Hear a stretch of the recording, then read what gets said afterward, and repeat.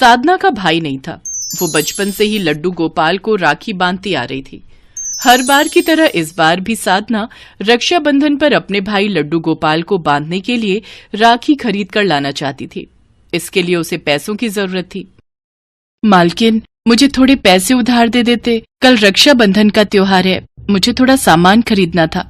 देख साधना, तेरी माँ के कहने पर मैंने तुझे अपने घर झाड़ू पोछे के काम के लिए रखा है, ठीक है? अब रोजाना तू थोड़े थोड़े पैसे मांगती रहेगी तो ये बात मुझे बिल्कुल पसंद नहीं है। और वैसे भी तेरा तो कोई भाई नहीं है, जहाँ तक मैं जानती हूँ, तो तेरा कौन सा खर्चा होने वाला है कल?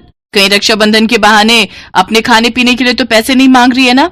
नहीं मालकिन, मेरे भाई हैं लड्डू गोपाल, मैं बचपन से उन्हें ही राखी बांधती आई हूँ।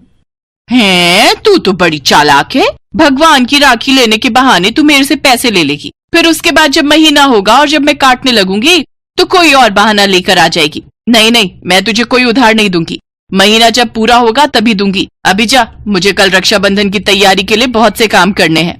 साधना को लगा कि अब वो भी काम करने लगी है तो वो अपने पैसों से भगवान के लिए राखी और कुछ मिठाई खरीद लेगी। पर यहाँ तो वो निराश ही हो गई, क्योंकि उसकी मालकिन ने उसे पैसे देने से मना कर दिया।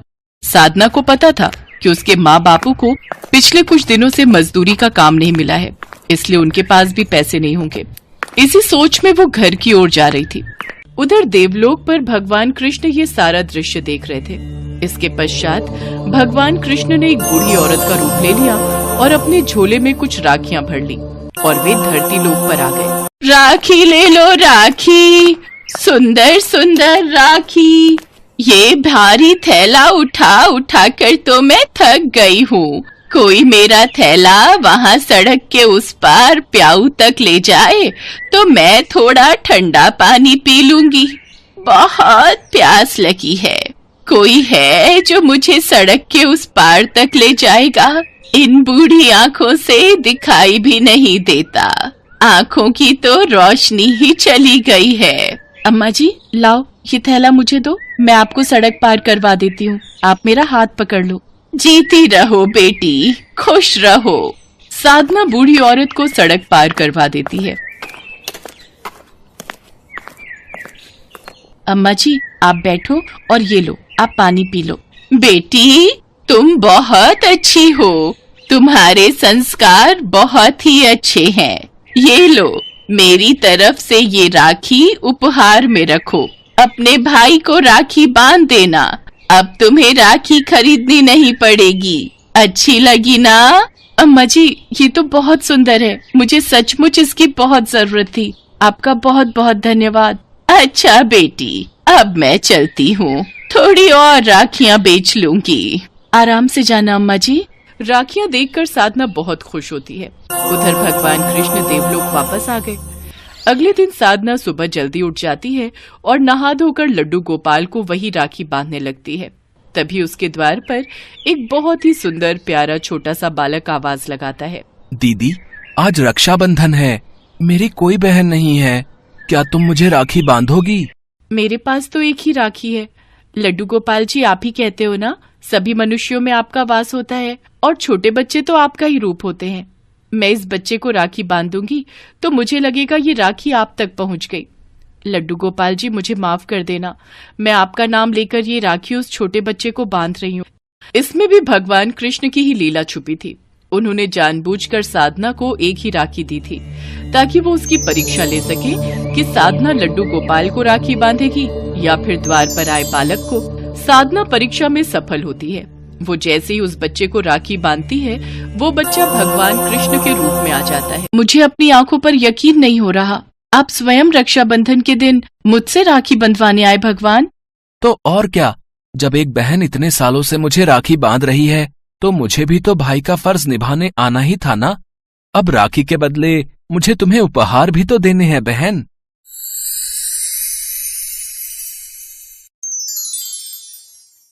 साधना, ये सब उपहार तुम्हारे लिए ही हैं। जो कोई भी भक्त मुझे सच्चे हृदय से याद करता है, उसके घर सुख समृद्धि का वास होता है। रक्षाबंधन के दिन जो भी बहनें सच्चे मन से मुझे राखी बांधती हैं, मैं अपने भाई होने का फर्ज जरूर निभाता हूं। मेरे आशीर्वाद से मेरी बहनों के जीवन के सारे दुख दूर हो जाते हैं और उनके जीवन में खुशियों का वास होता है। सदा खुश रहो मेरी बहन। लाओ अब थाल के थोड़े लड्डू मुझे भी खिलाओ, मुझे बहुत जोरों की भूख लगी है। साधना और उसके माता पिता की आंखों में खुशी के आंसू थे। इससे बड़ी खुशी की बात एक बहन के लिए और क्या ही हो सकती थी।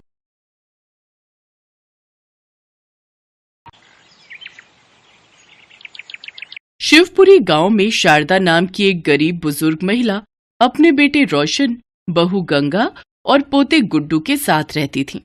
शारदा देवी प्रतिदिन सुबह तड़के उठकर स्नान करती और फिर भगवान शिव की पूजा करने घर के मंदिर में बैठ जाती।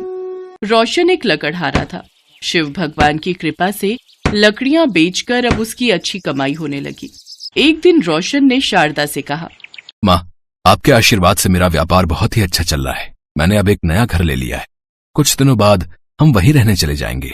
ये तो सचमुच बड़ी ही खुशी की बात है बेटे। अच्छा ये बता, तूने हमारे साथ साथ भगवान के रहने के लिए भी नए घर में मंदिर बनवाया या नहीं? ये बात सुनकर गंगा कहती है, माँ जी, आप सारा दिन पूजा पाठ ही करती रहती हैं। वहाँ भी आप सारा दिन यही करती रहोगी। सुबह सुबह उठकर हमारी नींद खराब करोगी। इसलिए हमने सोचा है कि आप यहीं रहें और अपना पूजा पाठ करती रहें। हम आपको आपका खर्चा पानी भेज दिया करेंगे। नए घर में केवल मैं, ये और हमारा गुड्डू ही साथ जाएगा। रोशन, देख तो बहू क्या बकवास किए जा रही है। क्या सचमुच तेरे घर में मेरे और मेरे प्रभु के लिए कोई जगह नहीं है? आज इन्हीं की कृपा से तुझे ये सब मिल पाया है और अब तू इन्हें ही भूल गया। माँ, ये सब मेरी मेहनत का नतीजा है। और गंगा कह तो रही है कि हम आपको आपका खर्चा भेज दिया करेंगे। आप इतने बड़े घर में जाकर क्या करोगी? अपने बेटे बहू की बातें सुनकर शारदा देवी रोने लगी, लेकिन उसके बेटे बहू उसको वहीं छोड़कर चले जाते हैं। शारदा देवी भगवान शिव से प्रार्थना करने लगी, हे भगवान, मेरा बेटा नासमझ है, उसको कोई भी दंड नहीं देना। एक दिन उसको अपनी गलती का एहसास जरूर होगा। वो आपकी शरण में आ जाएगा। उसको माफ कर दीजिए। अगले दिन से ही शारदा सुबह नहाकर भगवान शिव के लिए भोग बनाती और फिर उनकी पूजा पाठ में मगन हो जाती। इसके बाद शिव जी का भजन पूजन करके उनको भोग लगाकर प्रसाद ग्रहण करती। कभी कभी वो अपने लिए खाना बनाती तो कभी केवल प्रसाद खाकर ही संतोष कर लेती। ऐसे ही कई रोज गुजर गए। फिर एक दिन शारदा देवी अपने घर के बाहर बैठी थी कि तभी उसके पड़ोस की एक औरत उसके पास आई और शारदा उससे कहने लगी, सुनो बेटी, मेरा कुछ सामान खत्म हो गया है, क्या तुम बाजार से जाकर ले आओगी? वो औरत बाजार से सारा सामान लाकर शारदा देवी को दे देती है। शारदा उसके लिए चाय बनाकर लाती है और फिर उस औरत को धन्यवाद कहती है। चाय पीते हुए वो महिला शारदा देवी से कहती है, माँ जी, आज आपके बेटे ने अपने नए घर की खुशी में सभी गांव वालों को भोजन पर आमंत्रित किया है। क्या उन्होंने आपको नहीं बुलाया?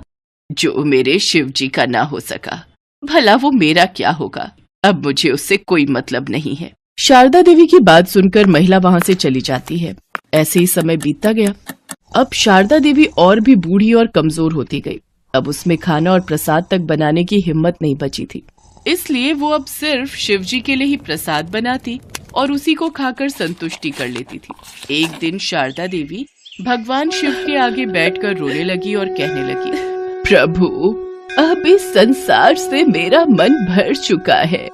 अब आप मुझे अपनी शरण में ले लीजिए। ना जाने और कितना कष्ट सहना होगा मुझे आपसे मिलने के लिए। इतना कहकर वो भजन करने लगी। अगले दिन सुबह शारदा ने स्नान किया और फिर प्रसाद बनाने के लिए रसोई में गई तो उसने देखा कि आटा खत्म हो चुका है। उसे ध्यान आया कि कुछ गेहूं पड़े हुए हैं। वो गेहूं लेकर चक्की में पीसने बैठ गई, लेकिन कमजोरी के कारण उनसे चक्की चल ही नहीं रही थी। ये देख शारदा देवी की आंखों से आंसू बहने लगे। वो कहने लगी, प्रभु, आज मेरा शरीर साथ नहीं दे रहा है। मेरा नियम टूट जाएगा और मेरे शिव जी भूखे रहे। ये मुझसे बर्दाश्त नहीं होगा। मुझे शक्ति दे प्रभु, जिससे कि मैं आपको भोग लगा सकूं। इतना कहकर शारदा देवी ने एक बार फिर कोशिश की और फिर दोबारा कोशिश करके वो हार गई और वो रोने लगी। तभी घर में तेज रोशनी हुई और नीले प्रकाश से पूरा घर भर गया। उन्होंने देखा कि स्वयं भगवान शिव चक्की चला रहे हैं। शारदा उनको देखकर हैरान रह गई। तभी भगवान ने कहा, मैया, क्या देख रही हो? मुझे बहुत जोरों की भूख लगी है, इसमें और गेहूं डालो। शारदा देवी को बिल्कुल भी होश नहीं था। वो रोते रोते चक्की में गेहूं डाल रही थी और भगवान शिव गेहूं पीस रहे थे। फिर जब शारदा देवी को सुध आई तो भगवान शिव गेहूं पीस चुके थे। इसके बाद शिवजी भगवान ने कहा, मैया, आज आपकी तपस्या सफल हुई। मांगो, आपको क्या मांगना है? मुझे अपने चरणों में स्थान दे दीजिए प्रभु, मुझे और कुछ नहीं चाहिए। भगवान शिव ने उसे आशीर्वाद दिया तो शारदा देवी पहले जैसी स्वस्थ हो गई।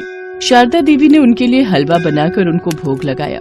भगवान शिव ने भोग खाया और कहा, मैया, मेरा पेट भर गया आपके भोग से। अभी आपका इस संसार में कुछ समय बाकी है, उसके बाद ही आपको स्वर्ग लोक की प्राप्ति होगी। आज से तुम्हें यहाँ कोई कष्ट नहीं होगा। इतना कहकर वो अंतर ध्यान हो गए।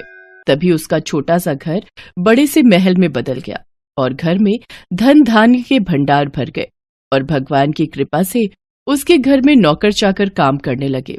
शिव के बारे में सुनकर रोशन और गंगा रोते हुए आए और शारदा देवी के चरणों में गिर पड़े। शारदा देवी ने भी उन्हें माफ कर दिया। अब वे सभी साथ साथ रहकर भगवान शिव का गुणगान करने लगे।